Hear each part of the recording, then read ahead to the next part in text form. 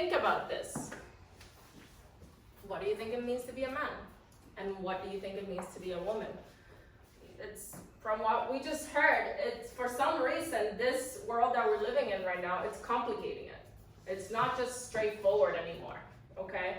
And the same thing that he said, I'm kind of reiterating. There may be some people here that could have feelings like that. I don't want you guys, if that is the case, I don't want you guys to feel in any way, shape, or form like we are shaming you, like we are doing anything, okay? So please, please, please, please, we're looking at this from God's perspective, and that's why we're doing this study, because the world is gonna throw lies at us, okay? Satan is going to do everything in his power to try to deceive you into thinking that this is the way that things should be running, when we know in the Bible, God is telling us something very different, okay? So we know that God is the creator of all things, and that includes you and me. And because he created us, we are not free to define gender, okay? We must look to him to define us and to give us purpose. Now, what he was talking about, that was a study in 2014, okay? Or not a study, but the series was 2014, so you can imagine that the studies that he's referring to are maybe a little bit outdated. But guys, this is happening right now, okay? This is a statement by Joe Biden, the President of the United States, okay? He just released a bunch of executive orders, and among those orders, the thing that he mentioned as preventing and combating discrimination on the basis of gender identity or sexual orientation. On the highlighted part here, can somebody read it for me, please? Children should be able to learn without worrying about whether they will be denied access to the restrooms, the locker room, or school sports. So there's a big implication with this statement. It seems very, kind-hearted. He's looking out for the well-being of children. But under which context is it? Under the context of sexual discrimination, or discrimination because of sexual orientation or gender identity. So the children that he's talking about here are not children that are very sure of their identity. They are children that are either they're gay, or they consider themselves gay or lesbian or transgender, or all of these qualifications that we learn about right now. So the implication, though, is in something like sports. So if you think about it, all the girls here that like to play sports right now, maybe some of you are in the soccer team, maybe some of you are in cross-country running. All this is saying right now is that, as a matter of fact, there will be boys who identify themselves as men who will be able to play on the girls' team and get awards for what a girl would normally get awards for, correct? So in the division of girls, in the women's division, there will be men. And what does that mean?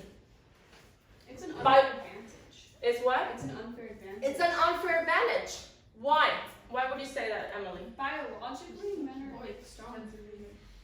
Biologically, men have the primary testosterone, hormone testosterone, and that does in fact make them stronger, faster than girls. So in a lot of ways, even the weakest of men could be stronger than the strongest of women. There's exceptions, of course, but that's usually the case. So we're already seeing that that could be a problem. Let's talk about restrooms and bathrooms. How does that play out? What do you guys think?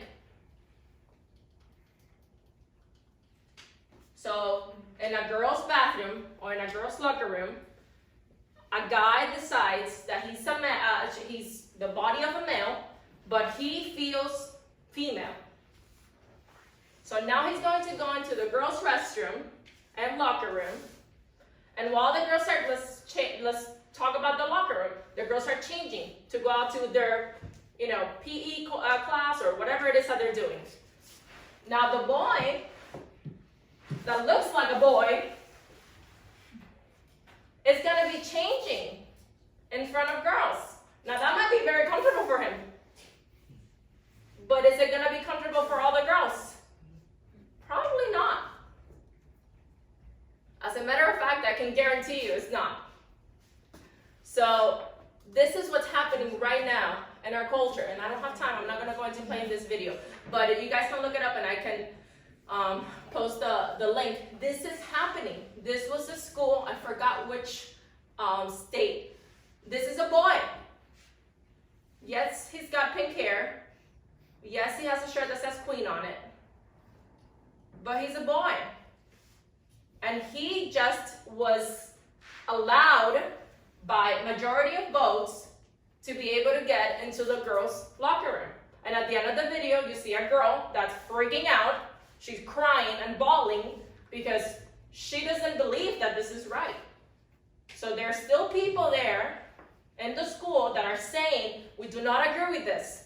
But because the majority of the votes, over 50% of the people, agreed that this was correct,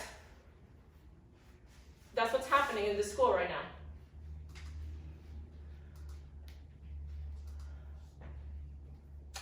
This is Biden's nominee for Assistant Health Secretary. That's a man, obviously. I don't have to tell you guys that. So this person is actually the head, or was the head, of the Pennsylvania Department of Health. Guess what he is? He's a pediatrician, okay? He studies childhood depression. He's a specialist in childhood depression. Now, in Pennsylvania, in the Department of Health, this is the man that would give advice to your children, or to you guys, if you guys are struggling with any kind of depression, gender confusion, problems at home with parents.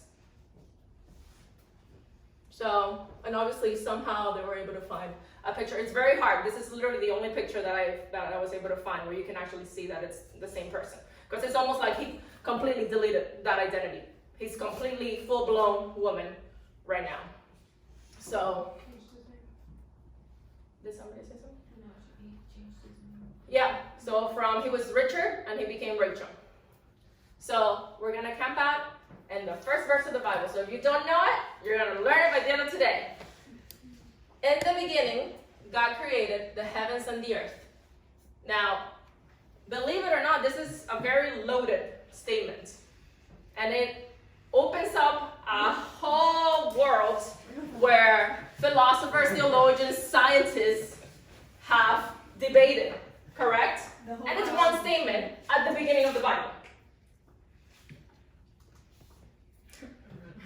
So let's start here. Somebody, I need you guys to be kind of quick because we have a lot of verses to kind of go through. So somebody look up Ecclesiastes 1, verses 3 and 9. You can pull up your phones if it's going to be faster, whatever works best.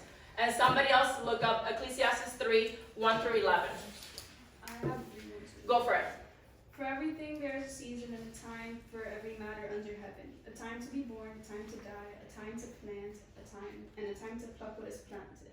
A time to kill and a time to heal, a time to break down and a time to build up. A time to weep, a time to laugh, a time to mourn, a time to dance, a time to cast away stones, a time to gather stones together, a time to embrace, a time to refrain from embracing, a time to seek, a time to lose. A lot of time.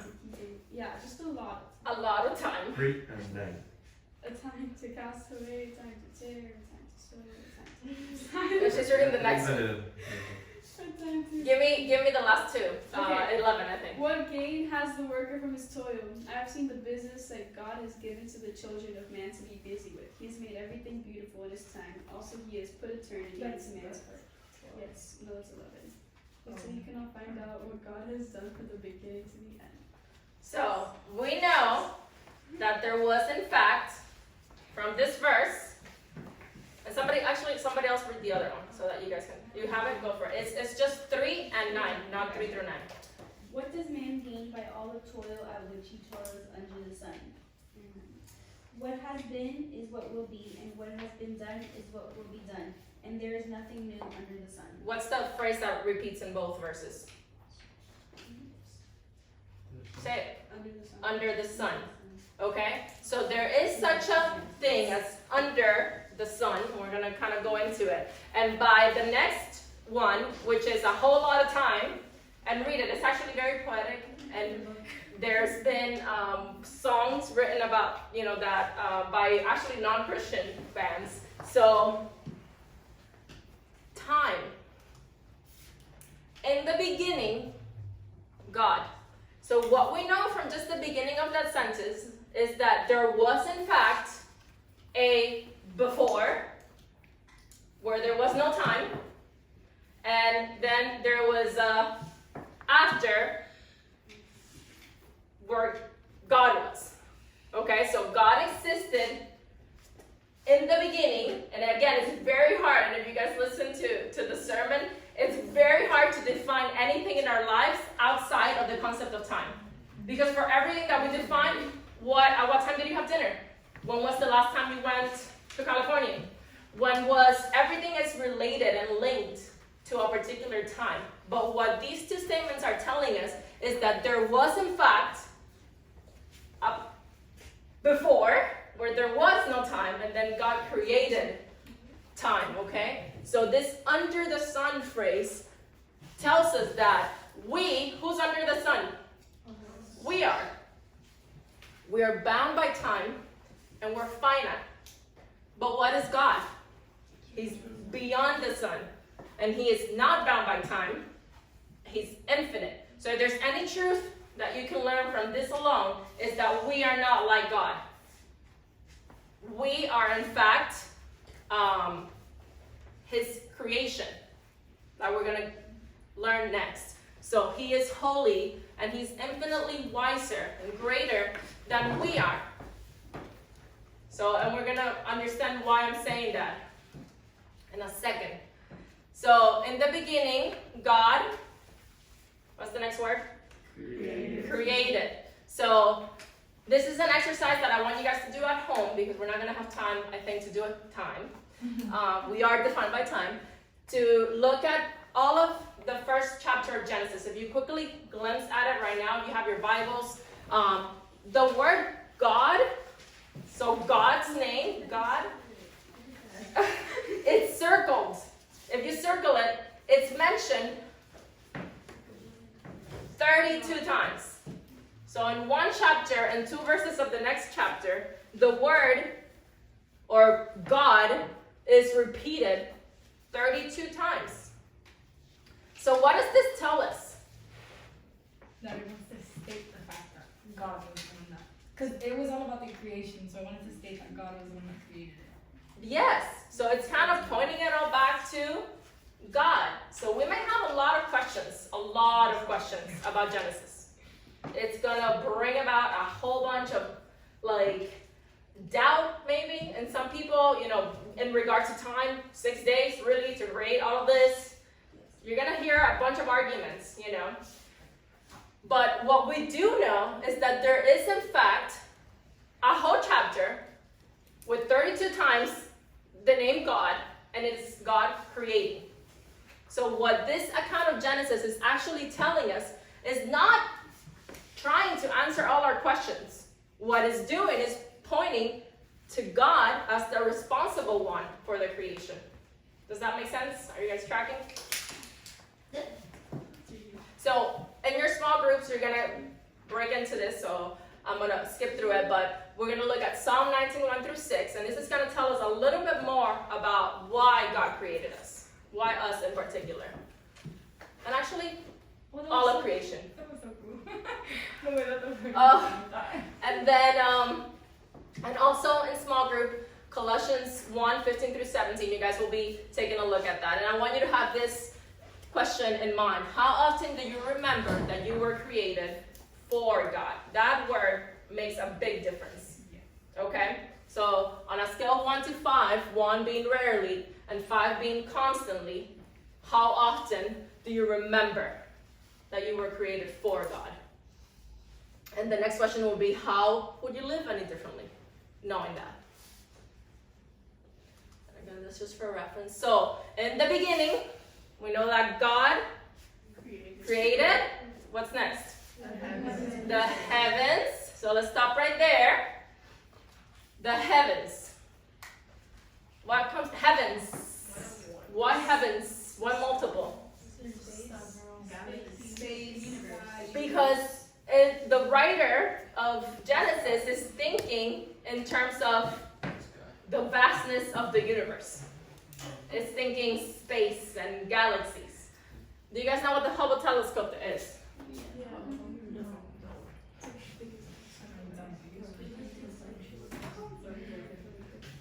Alright, so we're gonna we don't have a lot of time, but we'll look through a couple images because they're so cool. And Is that a picture with that telescope? so this is the Hubble telescope. Is a space telescope. It was a telescope that was launched in space on the year it was born, 1990, on Earth's orbit. Okay, and what it does is it has a very limited view, but still a much grander view of what we are able to see right here. Okay, because you guys know what telescopes primarily do. They're going to magnify things at a distance. Okay, so these are some of the images. This is Jupiter. And Europa, which I guess is one of the moons in Jupiter, maybe? I don't know. I don't know much about space. It's too big, but that's the whole point. So, this is the birth of a star. Isn't that cool? This was, I mean, you guys have to read it all, but basically, a lot of it is like stars being built, stars, disintegrating. And it looks like art that I should have on my wall. So this is actually a galaxy. A rose made of galaxies. So this is apparently several galaxies. Maybe this one is one and that one's another one. Rings of relativity.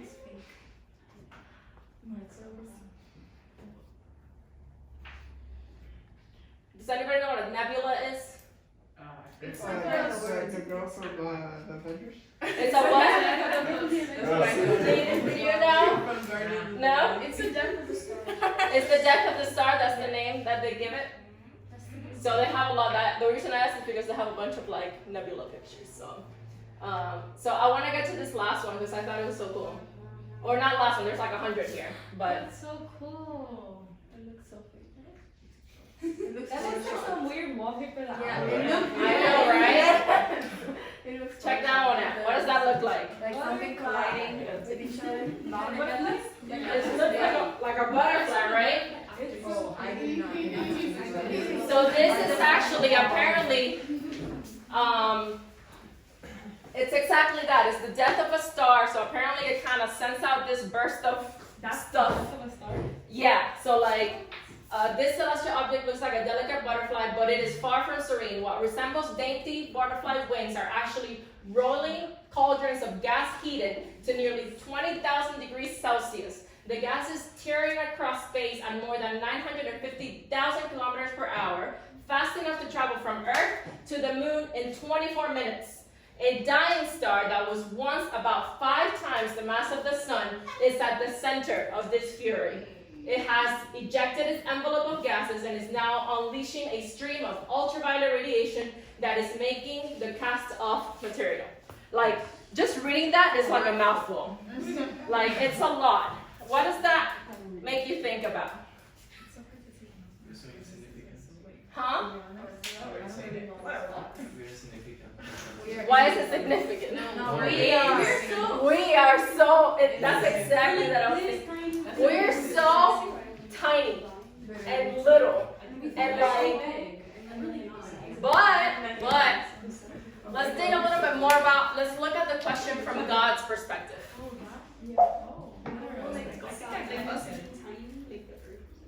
Oh, come on.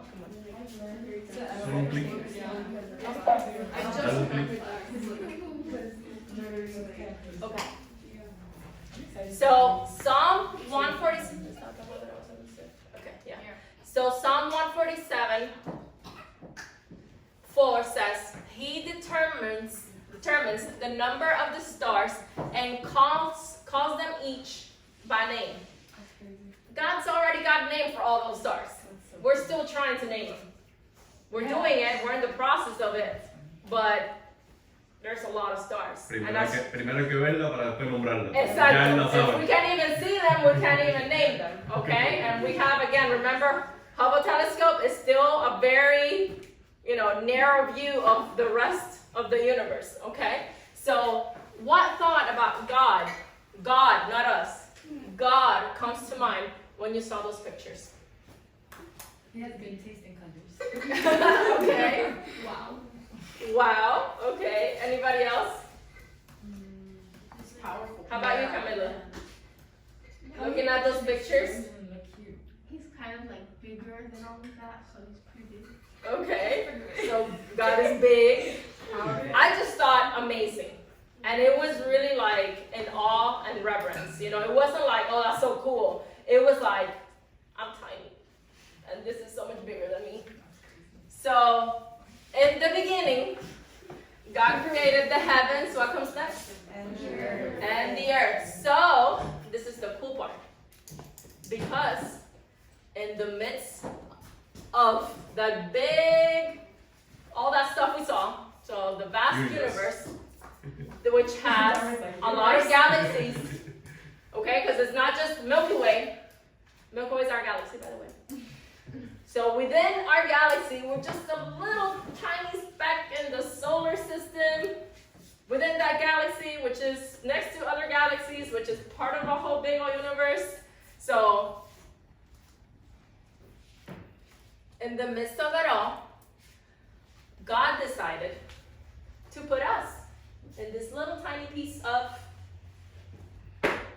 water and sand. Okay? But at the same token, we shouldn't diminish that. Because think about it. He created all of these beautiful things, this greatness, but what we find, and this is something that I got from Towner, it's not my own, but what we understand from the Bible is that God does love to reflect, to show off his glory in the small, the insignificant, and the things that we wouldn't think of. Okay? All throughout the Bible, he uses men and women that were not big and well-renowned. Okay? Because he glorifies into turning them into something for his glory. So earth, besides the fact that God created it, he continues to hold it and stay in place. And that should tell us something too. God continues to care about us. Because as a matter of fact, if you were to tilt the axis of the earth just a couple degrees, we cease to exist. Like, that's how, in the grand scheme of things, everything is playing out. So what is it? What is it about God's creation that really is the most awe-inspiring to you? Is it mountains? Is it the beach or the ocean, sunset, waterfall? You guys can, these are all questions that you guys will be able to kind of dig in and just reflect on the beauty, the magnificence of God's creation. For me, I haven't seen a whole lot of big oceans, and I know that they can be scary. As a matter of fact, they can be so scary that just looking at a shark on TV, on a movie, scares me to death. So I don't want to know anything about the ocean, but I got to see this really cool place when I went to Spain in 2019. So this is in close to Barcelona. It's this is actually a monastery, the Montserrat Monastery. And let me tell you guys, like Elizabeth and I hung up like maybe somewhere around here, and we scared our mother to death because we were like pretending we were gonna fall off, and we took pictures. It's when you look at that and you see how tiny you are, and the vastness and how magnificent everything is in front of you, you realize that there is in fact somebody even greater than what you're looking at. It's just a very unique experience. And I want you guys to look into that. Like, find it in you when you're traveling, when you're going elsewhere, where it's not flat Miami, and you look at a mountain, like, you don't even have to, it's gonna come up. Like, you're gonna feel how tiny you are. If you go to, like, the Pacific Ocean, ocean where you're really like hearing its roar, you're gonna feel so tiny. When you see a sunset, I mean, it's amazing. So what we find out about all that is that, in fact, it's not just a magnificent creation that we are part of, but it's the God behind it all that should really amaze us. So, we don't have a lot of time. This is more about the purpose. I'm not gonna go into detail on each one of these, but it is in your booklet. And it's basically all of the competing beliefs and systems that are out there that are telling you that basically God is not the point, okay? So what we know by believing in God is that we can in fact rule out all of these other belief systems. Dualism, materialism, polytheism, hedonism, existentialism, pantheism, all of them. We can rule them out. And let's look, let me see if I have a little bit of time to read this. Somebody look up 1 Samuel 2:2, and somebody look up Isaiah 43:7. And I'm gonna read a little excerpt that's on your book, so you'll be able to, it's on page 9. So this is a book called The Secret. It's by Rhonda Byrne. I don't know if I'm pronouncing her name properly. Became very famous. I think there's movies and stuff that were created based on it. And it says, the earth turns on its orbit for you. The oceans ebb and flow for you. The birds sing for you. The sun rises and it sets for you. The stars come out for you. Everything beautiful, every beautiful thing you see, every wondrous thing you experience is all there for you. No matter who you thought you were, now you know the truth of who you really are. You are the master of the universe. You are the heir to the kingdom. You are the perfection of life. And now you know the secret. What a bunch of baloney. Like, let's read 1 Samuel 2:2. Anybody have it? 1 Samuel 2:2. Come on, quick. And somebody else look up Isaiah 43:7. 2:2. And Isaiah 43:7. Go for it. Everyone who is called by my name, whom I created for my glory, whom I formed and made. So God created for his glory. How about 1 Samuel 2:2? There is no one holy like the Lord. There is no one besides you. There is no rock like our God. So what does that tell us about our girl Rhonda? She don't know. She's insane. Okay? And please do not read her book. This is just an example to illustrate how crazy she in fact is. And I don't mean that disrespectfully. I mean it in the sense of that's what we have to deal with. We have to deal with people who have no idea who Christ is. They're completely lost. And they're believing the lies that Satan is telling them. And to make matters worse, they're spreading them to the rest of the world. Because they think they've figured it all out. So, no, the world does not revolve around you. You are not the point. I am not the point. We are not the point. God is the point. Hence the 32 times the word got repeated on Genesis 1. Okay? So, since God is the source of all things, you're not the point. And because God created us for his glory, we should live in accordance to what his purpose is for our lives, not the purpose that we think that we know. Because here's the problem. And we're not, again, this is one that I probably would want you guys to read on your own because it's kind of big. But this is what happens when we believe Satan's lies. Okay? Actually, yes, we need to read it. Somebody look up Romans 1:18-25. This is what happens when we look for purpose and meaning elsewhere. because we're gonna find out it's gonna lead us to some really bad choices. So, do you have it? Anybody? I have it. Go for it. Anybody? For the wrath of God is revealed from heaven against all ungodliness and unrighteousness of men, who by their unrighteousness suppress the truth. For what can be known about God is plain to them, because God has shown it to them. For his invisible attributes, namely his eternal power and divine nature, have been clearly perceived, ever since the creation of the world and the things that have been made, so they are without excuse. For although they knew God, they did not honor him as God or give thanks to him, but they became futile in their thinking, and their foolish hearts were darkened. Claiming to be wise, they became fools, and exchanged the glory of the immortal God for images resembling mortal men and birds and men and creeping things. Therefore, God gave them up in the lust of their loss of their hearts to impurity, to the dishonoring of their bodies among themselves, because they exchanged the truth about God for a lie, and worshipped and served the creature rather than the Creator, who is blessed forever. Amen. Amen. So this is the problem we're seeing in the world today.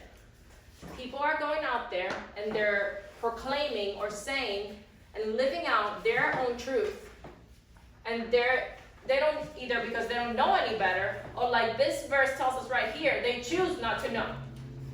Because guess what we do know also? In Romans 1:20, it says that no one is without excuse. Because we just looked at all the magnificent things that God did. Okay? So that's why nobody is without excuse, because even if you do not know, God has given you creation. He has given you everything that you see around you that should testify as to who God is. So this is the problem. When we become worshipers of the creature, when we do the things that we want to do, when we follow other people and we do not follow what God says and what he says in his word, we actually become idolaters. We worship the creature rather than the creator who created the creature. And that's a big, big, big fat lie from Satan. And Ephesians 2:10 says, "For we are God's handiwork, created in Christ Jesus to do good works, which God prepared in advance for us to do." What word does Paul use here to talk about us? Handiwork. In another version it says workmanship. We are God's design. And just like every architect, every engineer, every inventor is going to create something with a purpose, God has created us with a purpose. I mean, how silly would it be if we switched out the use of those things? How about if we took the leaf blower to blow our hair? You're gonna need some detangling oil or something. And this is gonna be very ineffective in clearing out your driveway, the blow dryer for your hair. How about a grill brush versus a toothbrush? Now, you're not gonna get a lot of ugly stuff off your grill with a toothbrush. It's not strong enough. But if you put this on your mouth, we're in trouble. You're gonna go to the ER with bleeding gums. Okay? So every good creator, and we know that God is the creator, is going to have a purpose for how we use things, in this case, us, as who we are. But he's not going to leave it at that. He's going to actually create a good design. Everything was created for a purpose and with guidelines for use. When those guidelines aren't followed, the destruction will surely happen. You're going to get some bleeding gums. And a lot more than that. There is a way that appears to be right, but in the end, it leads to death. And this is the other part where we run into trouble. Because we're going to have to make choices, guys.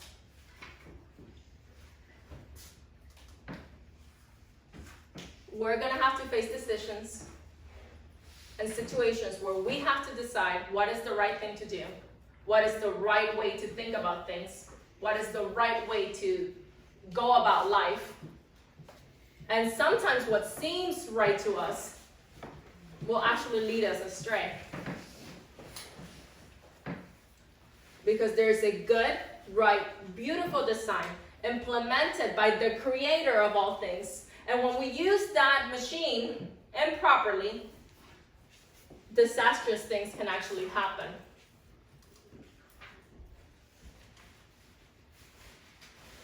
What happens to elaborate a little bit on that? If you can go back and, we actually worked in factories and things like that, there was a lot of machines that would make things, correct? And I'm sure there are still a lot of machines. But everything had a user guide, some sort of, or a trainer, somebody that would teach you how to do it. And what you constantly hear over and over again when you're learning to work this machine is, no, you don't do it like this. You do it this way. Why? Because even though you press this button and it looks exactly like the other button, this one's gonna create the good results, and this one's gonna mess things up. So in a similar way, if we look at ourselves as God's creation with a special purpose, with a design in mind, if we use our bodies, our minds, our hearts the wrong way, he's like telling me I have timeout, then we are going to be using it all wrong. And we're going to be getting the wrong results. Okay? So, Psalm 16:11, and we're going to close out here. You make known to me the path of life. You will fill me with joy. In your presence with eternal pleasures at your right hand. What is God telling us? He's telling us, you want to know about how to be a man? Here's the path of life. You want to know how to be a woman? Here's the path of life. You want to know about money, sex, family, children? Here's the path of life. In His Word, and through the people that He's going to use around us, but primarily through His Word, we're going to find the guideline, our user's manual, of how we need to go about life and how we need to do things. He's going to show us what is the best way. And then if we read again in John 10:10, remember, Satan is going to come to kill, destroy, and steal, kill, and destroy, and get you off of the path of life. He's going to do everything in his power. He's going to feed you lies through media, through Instagram, through Facebook, through the crap they put on the TV sometimes, to get you to think that this is the way to live. But we should know better. Because we have a God that has already designed a beautiful world. He has revealed His glory in the world. And also, He wants it to be revealed through us. So do we want life or do we want death? Are you living outside of God's purpose for your life? Are you allowing the thief to steal your joy, your peace, and security? Are you walking your own path? Are you creating your own little way to make your way through life? Or are you following the Lord's? And if you are walking in your own path, we need to confess. And we need to repent. And we need to receive His grace. So that we can get back in the right way. And not only us, but as we walk in the path of life, we can bring people along and show them, hey, this is the way to do it. God has shown it. So, I know we're out of time. It is 9. Whoever wants to hang out for a little bit,